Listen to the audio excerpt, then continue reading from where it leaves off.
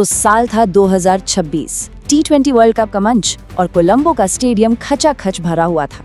ये कहानी है एक ऐसे मैच की जहां उम्मीदों को, आंकड़ों को, सबको धता बताते हुए एक टीम ने इतिहास रच दिया। जी हाँ, ये कहानी है जिम्बाब्वे की उस अविश्वसनीय, उस यादगार जीत की। जरा माहौल सोचिए, वर्ल्ड कप का मैच और सामने है श्रीलंका जो खेल रही है अपने घर में, अपनी जमीन पर। हजारों श्रीलंकाई फैंस का शोर, अपनी टीम से उम्मीदों का पहाड़ जैसा दबाव। उस दिन कोलंबो का सही मायनों में हर एक कोना अपनी ही टीम के लिए धड़क रहा था। और ये कोई मामूली मैच नहीं था, ये थी डेविड बनाम गोलियात की एक सच्ची जंग। एक तरफ थी श्रीलंका, T20 रैंकिंग्स में टॉप की टीमों में से एक, और दूसरी तरफ जिम्बाब्वे, एक ऐसी टीम जिससे सच कहें तो किसी बड़े उलटफेर की उम्मीद बहुत ही कम लोगों को थी। जिम्बाब्वे के सामने टारगेट था 179 रनों का। सुनने में शायद उतना बड़ा ना लगे, लेकिन कोलंबो की उस धीमी पिच पर ये स्कोर किसी पहाड़ चढ़ने जैसा था। जानते हैं, ये वो पिच थी जहां गेंद रुककर बल्ले पर आते हैं और जहां बड़े बड़े शॉट्स लगाना बेहद मुश्किल हो जाता है। चुनौती वाकई बहुत बड़ी थी। तो चलिए अब सीधा मैच में चलते हैं। श्रीलंका ने अपनी पारी की शुरुआत की, और क्या शुरुआत की, बिल्कुल एक तूफान की तरह। और इस तूफान का सेंटर कौन था? उनके इन फॉर्म बल्लेबाज पथुम निसंका। वो निसंका जो उस टूर्नामेंट में पहले ही कई शानदार पारियां खेल चुके थे। सिर्फ 29 गेंदें और स्कोरबोर्ड पर टंगे थे 54 रन, वो भी बिना किसी नुकसान के। सोचिए, लगभग 11 रन प्रति ओवर की तूफानी रफ्तार। उस वक्त तो ऐसा ही लग रहा था कि श्रीलंका आज 200 के पार एक बहुत बड़ा, एक विशाल स्कोर खड़ा करने वाली है। लेकिन तभी जिम्बाब्वे के कप्तान ने एक बहुत बड़ा एक रणनीतिक दाव खेला। उन्होंने अपने पेस अटैक को हटाया और दोनों छोर से स्पिन गेंदबाजी लगा दी, फील्ड को थोड़ा फैला दिया, और बस यहीं से मैच का रुख पूरी तरह पलटना शुरू हो गया। अब यहाँ जरा गौर कीजिए, ये जो आंकड़े हैं ना, ये पूरी कहानी बयां कर रहे हैं। देखिए, पहले 4.5 ओवर में बने 54 रन, लेकिन उसके बाद अगले 12 ओवरों में जिम्बाब्वे ने दिए सिर्फ 82 रन और शटकाई 4 सबसे बड़े, सबसे महत्वपूर्ण विकेट्स। बस यहीं पर मैच का सारा मोमेंटम शिफ्ट हो गया। और ये विकेट्स, ये कोई तुक्का नहीं थे, ये एक सोची समझी बेहतरीन रणनीति का नतीजा थे। ब्लेसिंग मुजराबानी, उन्होंने अपनी स्पीड में वेरिएशन किया और परेरा को फंसा लिया। तो दूसरी तरफ अनुभवी लेग स्पिनर ग्रीन क्रीमर और रायन बर्ल, इन दोनों ने पिच से मिल रही मदद का पूरा फायदा उठाया और श्रीलंकाई मिडिल ऑर्डर की कमर ही तोड़ कर रख दी। चलिए अब रुख करते हैं चेज का। टारगेट 179 और सामने कोलंबो की वही धीमी पिच जो अब जिम्बाब्वे के बल्लेबाजों का कड़ा इम्तिहान लेने के लिए तैयार थी। और जिम्बाब्वे की शुरुआत बहुत ही धीमी रही। श्रीलंकाई स्पिनर्स ने पिच की धीमी रफ्तार का क्या खूब फायदा उठाया। उन्होंने गेंद को और धीमा फेंका। नतीजा, पहले 3 ओवर में बने सिर्फ 20 रन। बल्लेबाज साफ तौर पर संघर्ष कर रहे थे।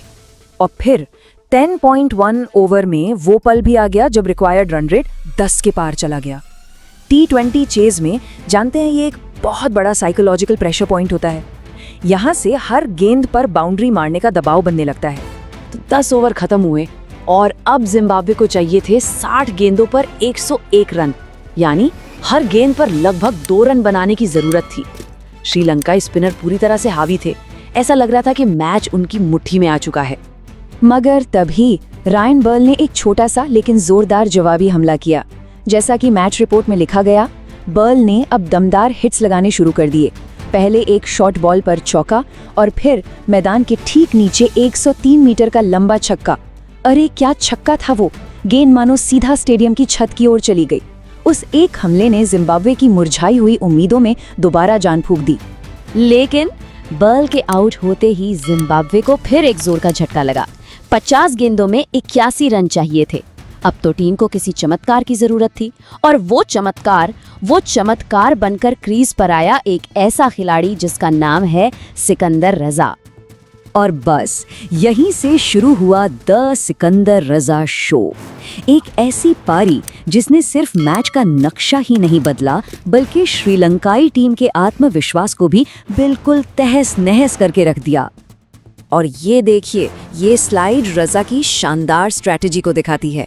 पहली 10 गेंदों पर सिर्फ 7 रन, बिल्कुल शांत सतर्क शुरुआत, और अगली 16 गेंदों पर 38 रन।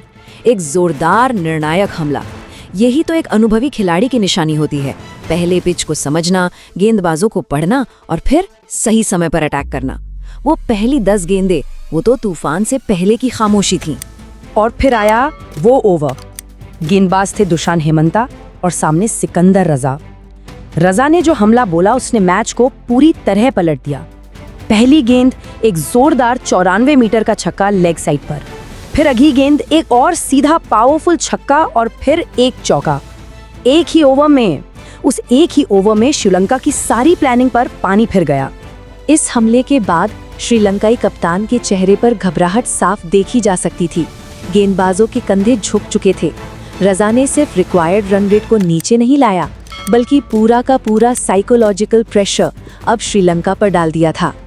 रजा ने तो अपना काम कर दिया था, लेकिन उनके आउट होने के बाद कहानी में एक और ट्विस्ट आया। अब ये जिम्बाब्वे के बाकी खिलाड़ियों के सब्र की, उनके फौलादी इरादों की परीक्षा थी। और अब आखिरी ओवर, 6 गेंदें और जीत के लिए चाहिए थे 10 रन। गेंद किसके हाथ में? श्रीलंका के सबसे खतरनाक गेंदबाज, अपनी कैरम बॉल के लिए मशहूर महेश तीक्ष्णा। पूरे स्टेडियम में सांसें थम चुकी थीं। लेकिन तभी एक अनएक्सपेक्टेड हीरो सामने आया। टोनी मुन्योंगा, जो अपनी बेहतरीन फील्डिंग के लिए जाने जाते थे, उन्होंने लॉन्ग ऑन के ऊपर से एक ऐसा शानदार छक्का लगाया जिसने श्रीलंकाई उम्मीदों पर पानी फेर दिया और स्टेडियम में बैठे हजारों फैंस को खामोश कर दिया। तो देखिए, सबसे जरूरी बात यह है कि ये सिर्फ एक खिलाड़ी की जीत नहीं थी। हाँ, रजा ने विस्फोटक पारी खेली, लेकिन दूसरे छोर पर ब्रायन बेनेट ने 63 रनों की नाबाद एंकर इनिंग्स खेलकर एक छोर संभाले रखा।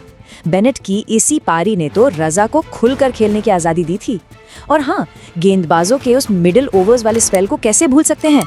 तो सवाल अब भी वही है, क्या ये जीत एक शानदार टीम रणनीति का नतीजा थी, या फिर ये सिर्फ सिकंदर रजा की अकेली प्रतिभा का करिश्मा था? शायद जवाब इन दोनों का एक मिला जुला रूप है। लेकिन एक बात तो बिल्कुल तय है, उस रात कोलंबो में जीत जिम्बाब्वे की हुई, पर असल में जीत क्रिकेट की हुई थी।